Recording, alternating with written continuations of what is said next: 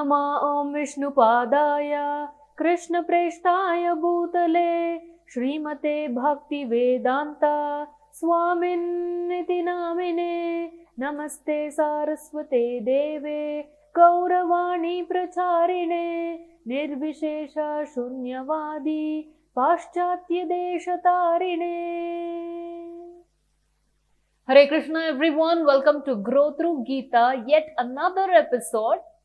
Well, it's a special episode because we also happen to be starting a brand new chapter in this episode.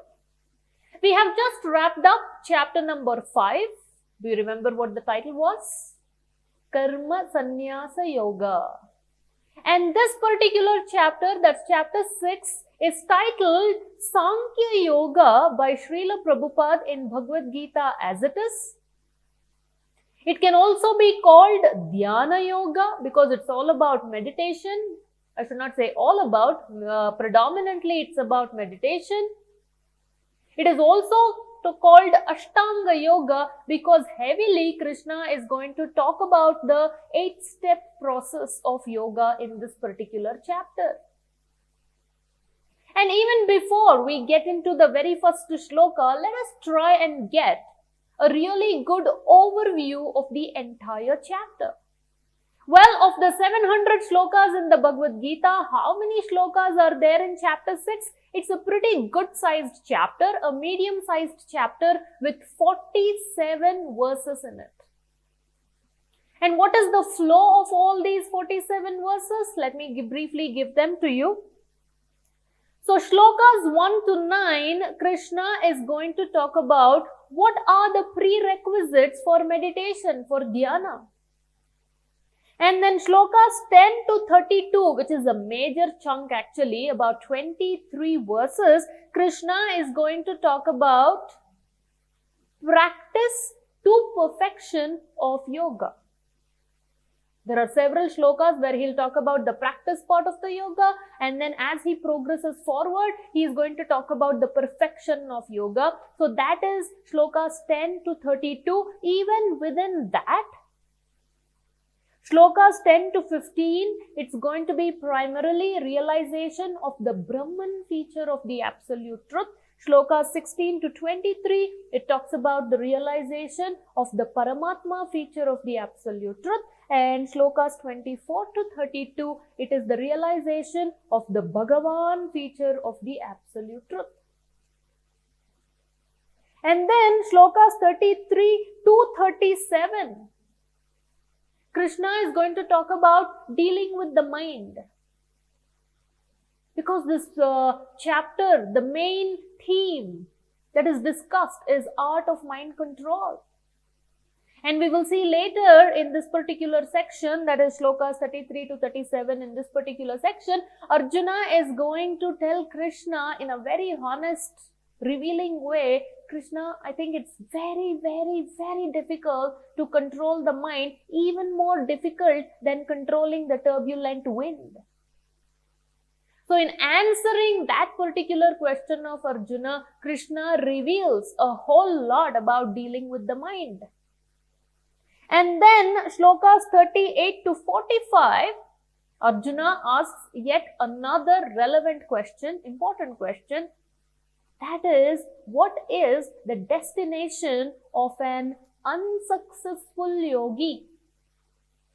So Krishna will answer that part in these shlokas, and then the final 2 shlokas is the anticlimax of the story. Do you follow what is an anticlimax? Now, climax we know, that's the tragic ending of the story. But the anticlimax is, well, all the audience, all the listeners are thinking that the whole flow is going to end in a certain way, but then there's a whole twist. It's not even something that you expected would happen and it just hits you. So in a very similar way, this entire chapter 6, Krishna is talking about meditation, art of mind control, and all the various aspects. But then, in the last 2 shlokas, without an iota of doubt, Krishna brings a whole new twist, saying that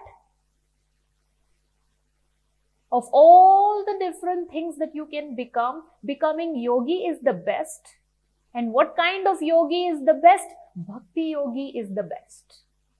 So that's the twist, because the whole thing is about Dhyana Yoga, Ashtanga Yoga, but then in the end, Krishna is glorifying Bhakti Yoga. And why? Because he is setting the scene for the next coming up 6 chapters, that is chapters 7 to 12, the middle 6 chapters, which primarily talks about Bhakti Yoga. So this is a very systematic, beautiful, meaningful flow to the entire chapter. So as we go forward, we are going to take shloka by shloka, dive deeper into it, try to understand how the shlokas are interconnected and what essence, what lessons we can learn to apply in our own life. All that we will be discussing. And in the next video also, even before we enter into the first shloka, we will talk about the yoga ladder in general. And then I would also like to introduce you to the Ashtanga Yoga ladder. And then even within that purview, I want to also talk about the 5 different koshas. The Annamaya Kosha, Pranamaya Kosha, Manomaya Kosha, Jnanamaya Kosha, Vijnanamaya Kosha or Anandamaya Kosha. About all these things, how are they connected to Ashtanga Yoga, and how is it that simply by performing Bhakti Yoga, all the aspects are fulfilled in its totality. So there's so much to discuss actually. So this is just, we are just stepping into chapter 6. There is so much coming up. It's a really exciting chapter with many wonderful shlokas. So there is so much that we are going to learn here. I hope that you are as excited as I am. So I will see you very soon in the next video. You please stay tuned. And if you get a chance, just flip through the pages and go through chapter 6. And then when you watch these videos, you'll understand them even better. Okay, on that note, I'll see you in the next video. Take care. Hare Krishna.